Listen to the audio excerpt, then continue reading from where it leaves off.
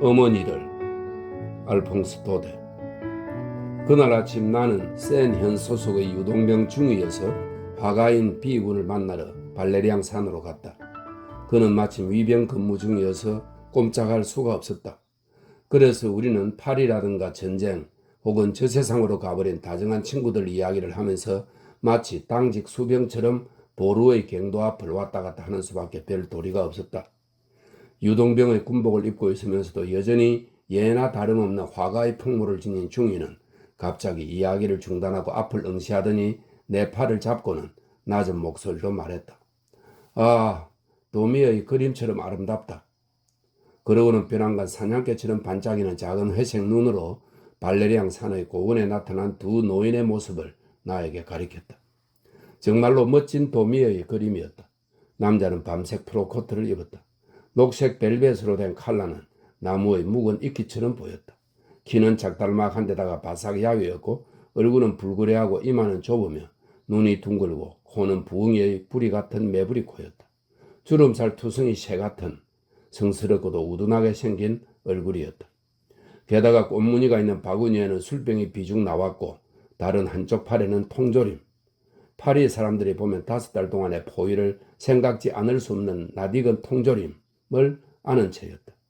여자 쪽은 처음에는 커다란 두건과 그녀의 비참한 처지를 보여주는 듯한 위에서 아래까지 찰싹 몸을 죄 낡은 셔올밖에 보이지 않았으나 이었고 퇴색한 두건의 주름 장식 사이로 뾰족한 코끝과 성긴 회색빛 머리털이 보였다. 고원에 다다르자 남자는 숨을 돌리고 이마에 땀을 씻으려고 발걸음을 멈추었다. 11월의 안개 속에 쌓인 고원은 그리 더운 편은 아니었다. 그러나 두 사람은 너무나 급히 걸어왔다. 여자는 걸음을 멈추지 않았다. 곧장 갱도 쪽을 향해 걸으며 말을 걸고 싶은 듯 망설이면서 잠시 우리를 바라보더니 장교 소매의 금줄에 기가 질렸는지 보초에게 말을 걸었다. 나는 그녀가 제3대대 제6중대에 있는 파리 유동대원인 아들을 면회하고 싶다고 조심조심 부탁하는 이야기를 들었다. 여기 계십시오. 제가 불러드릴 테니까. 보초가 말했다. 그녀는 안도의 숨을 내쉬면서 아주 기쁜 표정으로 남편이 있는 곳으로 갔다. 두 사람은 좀 떨어진 경사지에 가 있었다. 그들은 거기서 더 오랫동안 기다렸다. 발레리앙 산은 너무나 크고 광장, 경사지, 보루, 병사 등이 뒤죽박죽이다. 라퓨타 섬처럼 하늘과 땅 사이에 걸린 채 구름 속에 소용돌이치며 떠있는 복잡한 도시 속에서 제6중대 유동대원을 찾으러 가다니. 더구나 그 시간에 보루는 북소리, 나팔소리, 달려가는 병사들의 발소리, 들그럭거리는 물통소리로 가득했다. 교대하는 보초병, 사역, 식량 분배, 의용병이 총 개무리판으로 치면서 끌고 오는 피투성이 간첩, 사령관에게 탄원하러 오는 낭태료의 주민들, 말을 달려오는 전령, 사람은 추위에 얼고 칼은 땀에 흠씬 젖어 당나귀 옆구리에서 몸이 흔들려 병든 새끼 양처럼 나직한 소리로 신음하는 부상병들을 전방에서 실어 날라오는 카콜레. 이 카콜레는 낙이 안장 좌우에 붙인 의자입니다. 카콜레. 호각 소리에 맞추어 영차 하면서 새 포를 끌고 가는 수병들. 빨간 바지 손에는 장대를 들고 총을 비스듬히 등에 맨 채 보루의 가축대를 모는 목동. 이런 것들이 넓은 뜰을 왔다 갔다 엇갈리면서 마치 동방의 대상들이 묶는 문이 낮은 주막으로 들어가듯 갱도로 들어갔다. 저 사람들이 우리 아이 일을 잊지 말아야 할 텐데. 그러는 동안에 가엾은 어머니의 눈이 말했다.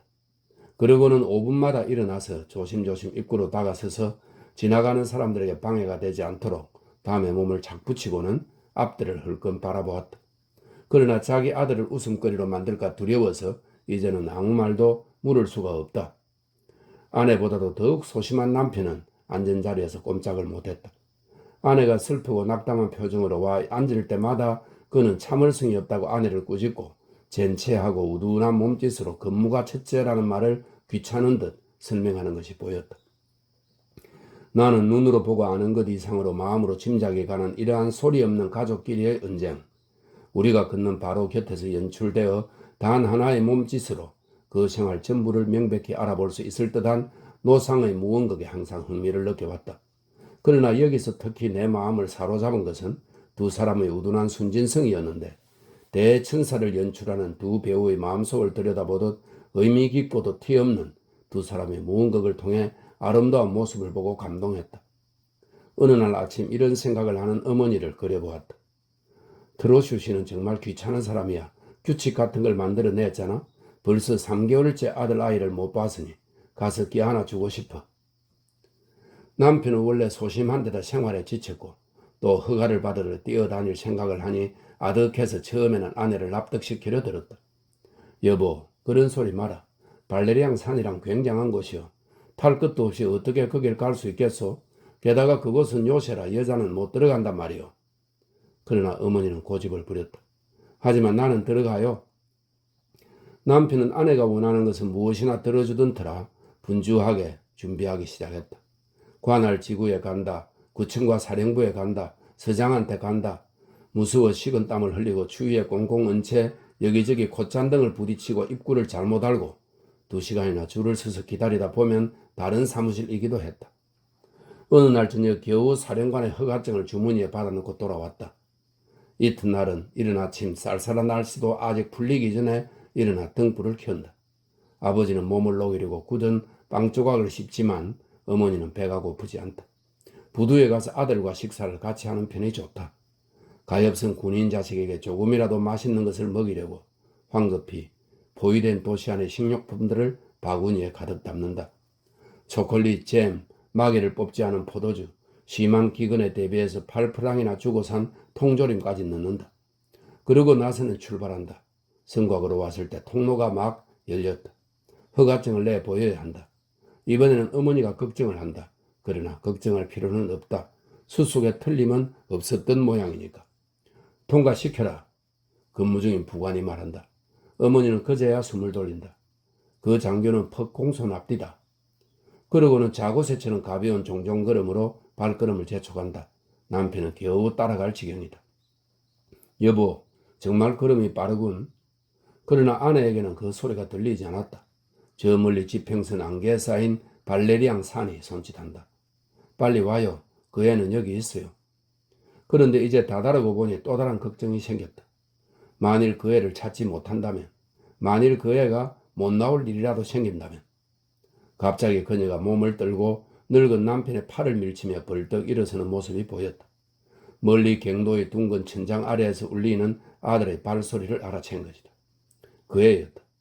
아들이 나타나자 보루의 정면이 빛으로 환해 보이는 모양이었다. 정말로 늠름한 젊은이였다. 당당한 자세에 배낭을 진 채 총을 쥐었다. 밝은 얼굴로 두 사람에게 다가서면서 그는 사나이다운 쾌활한 목소리로 말했다. 어머니 안녕하셨어요? 그러자 갑자기 배낭도 거기에 감아붙은 모포도 총도 모두가 어머니의 두건 속으로 사라져버렸다. 다음은 아버지 차례였으나 오래 걸리지도 않았다.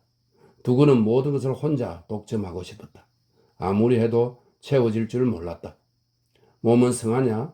옷은 두둑히 입고 있느냐? 내인은 넉넉하냐? 나는 두건 밑에서 어머니가 미친 듯이 아들에게 입을 맞추고 눈물과 작은 웃음을 비추는 뿌리면서 사랑 어린 눈길로 아들의 머리끝에서 발끝까지 찬찬히 훑어보는 것을 느꼈다. 석 달이나 쌓아두었던 모정을 단번에 쏟아놓았다. 아버지 역시 퍽 감동했으나 그런 내색을 하고 싶지는 않았다. 그는 우리가 바라보는 것을 눈치채고 용서하세요, 여자니까요 라고 말하듯 우리를 향해 한눈을 찡긋해 보였다. 용서하고 말고요. 이 아름다운 기쁨을 깨버리는 갑작스러운 나팔 소리가 들려왔다. 부르는 소리예요. 이제 그만 가봐야겠어요. 아들이 말했다. 아니, 우리하고 밥도 같이 안 먹고? 네, 안 됩니다. 저는 저 보루 위에서 24시간 보초를 써야 합니다. 아, 가엾은 어머니는 외쳤다. 그러나 더는 말하지 못했다. 세 사람이 한동안 다 같이 난처한 표정으로 얼굴을 마주보다가 아버지가 입을 열었다. 그러면 이 통조림이라도 가지고 가렴? 한편으로는 감동스럽고 다른 한편으로는 맛 좋은 음식을 아쉬워하는 우스운 표정을 보이면서 비통한 목소리로 말했다. 그런데 이별의 감동과 혼란으로 여태껏 통조림이 보이지 않았다. 힘없이 떨면서 찾는 손길이나 통조림이 어디 갔어? 하고 크고 작은 일을 분별도 못한 채 띄엄띄엄 내는 눈물 젖은 목소리를 듣자니 너무나 가련했다. 통조림 통을 찾아내고 마지막 긴 포옹을 한 다음 아들은 보루를 향해 달려갔다. 생각해보면 두 사람은 아들과 같이 식사를 하려고 멀리 여기까지 왔고 그 식사를 성대한 제전으로 생각해서 어머니는 지난밤을 뜬 눈으로 세웠던 것이다. 그처럼 고대했던 낙을 잃고 헐끗 본 낙원의 한 모퉁이가 순식간에 용서 없이 다친 것은 더할 나위 없이 애달픈 일이었다. 두 사람은 그대로 그 자리에 꼼짝 않고 방금 아들이 사라진 갱도의 시선을 못 박은 채 서 있었다. 드디어 남편이 몸을 한번 흔들고 힘차게 두세 번 기침을 하더니 이제는 완전히 침착한 목소리로 더 높고 기운차게 말했다. 자, 이제 갑시다. 그러고 나서 우리에게 공손히 인사를 하고는 아내의 팔을 잡았다. 두 사람이 길 모퉁이로 구부러져 돌아갈 때까지 바라보았다. 아버지는 화가 난 듯한 태도였다. 그는 절망적으로 바구니를 휘둘렀다. 어머니는 좀 더 침착해 보였다. 고개를 숙이고 두 팔을 몸에 붙인 채 남편과 나란히 걸어갔다. 그러나 때때로 좁은 어깨 위에서 셔월이 경련하듯 조그맣게 떨리는 게 보이는 듯한 기분이 들었다.